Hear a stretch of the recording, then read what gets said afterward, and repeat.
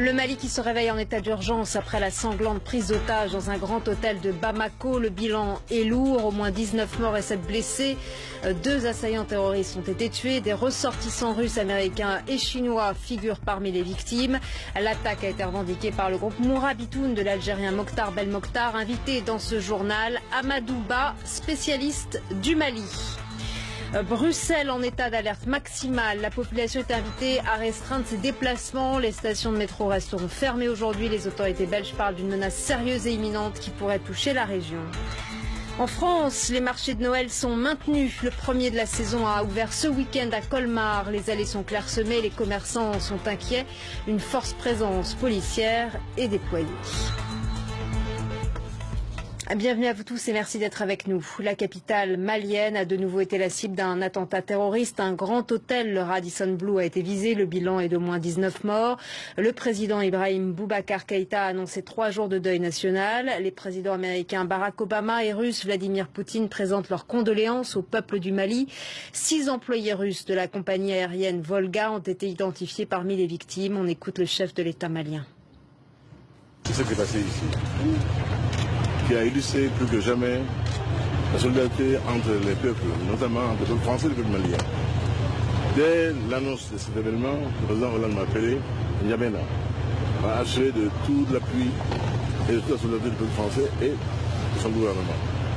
Le Mali n'est pas une zone fermée, il ne le sera jamais. Paris ne l'a pas été, Paris ne l'est pas. Le Mali est heureux que vous soyez là, en amitié, en solidarité avec lui, dans un moment difficile. Nous tenons à vos vies. Nous ferons tout pour les sauvegarder, mais chacun doit faire attention. Retour sur cette journée sanglante avec Sarah Sacco et François Riouet. Il est 20 h passées vendredi, quand les corps des 2 terroristes sont enfin sortis de l'hôtel Radisson. C'est l'épilogue d'une longue journée de violence et d'un assaut contre les djihadistes qui aura duré plus de 7 heures. Ses clients, évacués plus tôt dans la journée, reviennent chercher leurs bagages. Leur émotion est vive. Je vois les carnages qui a été fait ici là, et je vois les conséquences que ça aura sur ces pays. À l'intérieur de l'établissement, les stigmates de l'attaque sont partout. Traces des fusillades et des tueries. Chambre à l'abandon après l'évacuation de leurs locataires. Ibrahima a été réveillé par des coups de feu au petit matin. Il est resté cloîtré dans sa chambre avant d'en être sorti par les forces de sécurité. Tu entendais les gens crier, tu entendais des coups de fusil, vous sentez la fumée des armes ici. À un moment donné, j'étais résolu. J'ai envoyé des messages à mes parents, leur demander des excuses, à ma femme, à mes enfants. À partir de là, j'étais résolu. Ça fait peur. Tu ne fais confiance à plus rien, tu ne sais pas où aller. Aujourd'hui, je ne sais pas même où je vais, là-bas c'est sécurisé. Un périmètre de sécurité est désormais établi au Radisson. Une mesure appliquée à tous les hôtels de la ville. Bonjour Amadou Ba. Bonjour. Vous êtes chercheur au groupe Afrique à l'Institut pour la prospective et la sécurité européenne.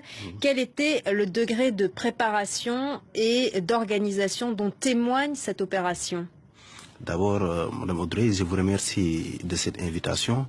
Je profite pour présenter mes condoléances au peuple malien.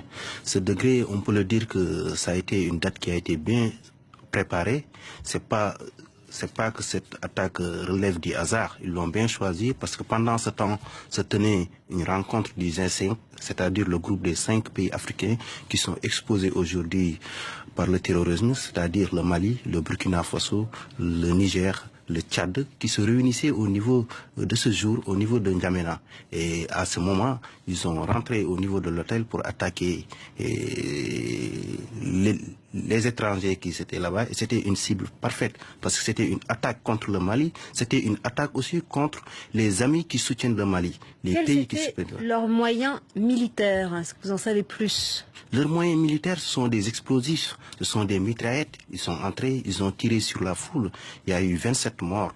Et aujourd'hui, il faut réfléchir sur une moyen de préparer aujourd'hui les forces maliennes à faire face à ces attaques qui peuvent surprendre et qui peuvent attaquer et faire trop mal à ce pays. Est-ce qu'ils ont demandé quelque chose? Est-ce qu'il y a eu un début de négociation ou pas? Il n'y a pas eu de négociation parce qu'ils étaient venus directement pour tuer. C'est ce qui s'est passé. Quelle est l'implantation du groupe qui a donc revendiqué Mourabitoun, dirigé par l'Algérien Mokhtar Belmokhtar dans la région? Quelle est l'implantation de ce groupe dans la région? Ce groupe, on peut dire que c'est un groupe terroriste qui est implanté dans le nord du Mali, au niveau de la frontière algérienne, au niveau du Niger jusqu'au Tchad.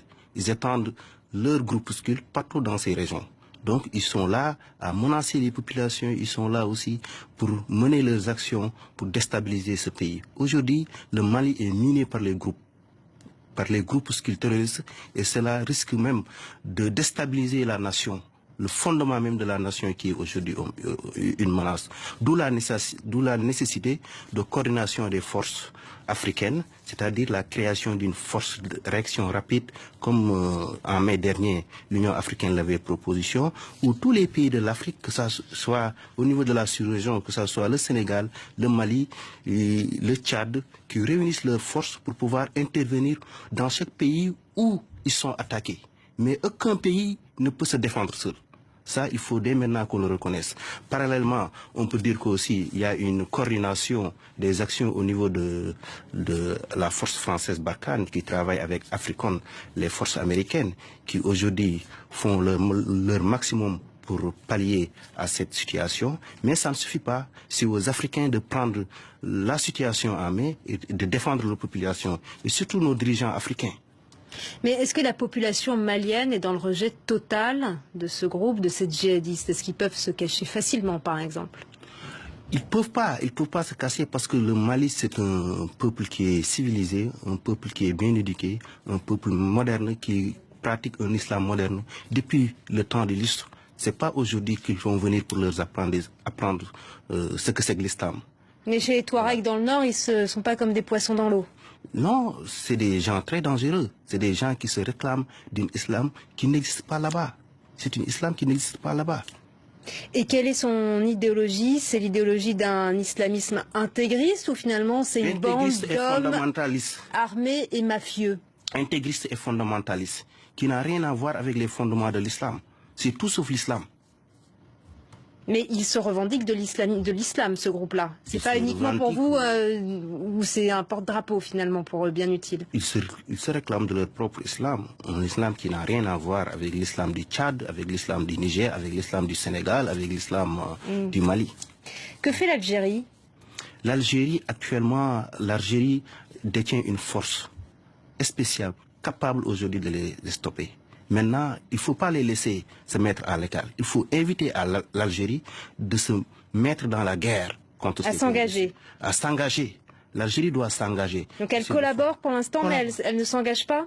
Il s'engage que dans son territoire. Or, c'est la seule puissance vraiment militaire dans la région. L'armée algérienne, c'est une armée très forte et très outillée. Aujourd'hui, l'armée algérienne est capable de stopper ces terroristes. Maintenant, il faut les associer, comme je l'ai dit, il faut une force de réaction rapide au niveau de la sous-région qui sera composée non seulement des groupes du 5, mais aussi des autres pays affiliés. Parce qu'on ne peut pas limiter ça entre le Burkina Faso, le Mali, le Niger et le Tchad. Mais il faut associer les autres pays comme le Sénégal, qui ont une armée très bien outillée, très bien formée, un autre pays comme l'Algérie, qui est vraiment outillé et bien équipés pour qu'ils puissent coordonner leurs actions et mener ce combat efficacement.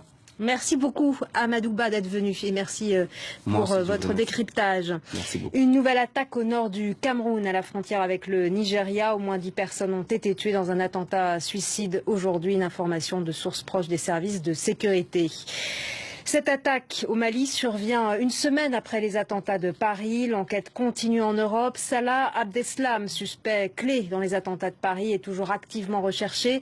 Un Belge soupçonné d'être lié aux attentats a été arrêté dans le sud de la Turquie. Les précisions de Fatma Kizilboga, notre correspondante à Istanbul. Un individu, un homme âgé de 26 ans, d'origine belge, belge qui est soupçonné d'être l'un des cerveaux des attentats de Paris, plus précisément celui qui aurait choisi, qui aurait repéré les lieux de ces différentes attaques. On attend toujours une confirmation des autorités, mais si c'est le cas, si ça se confirme, eh bien c'est évidemment une arrestation importante qui permettrait d'une part aux enquêteurs d'en savoir plus sur ces attentats, la préparation de ces attentats, mais également sur l'organisation de l'État islamique. Il s'appelle Ahmed Darmani, c'est son nom. Il serait arrivé en Turquie le lundi dernier, le 16 novembre, où il serait allé donc dans la ville, vous l'avez dit, dans le sud, dans la ville, la station balnéaire d'Antalya, où il se serait installé dans un hôtel 5 étoiles.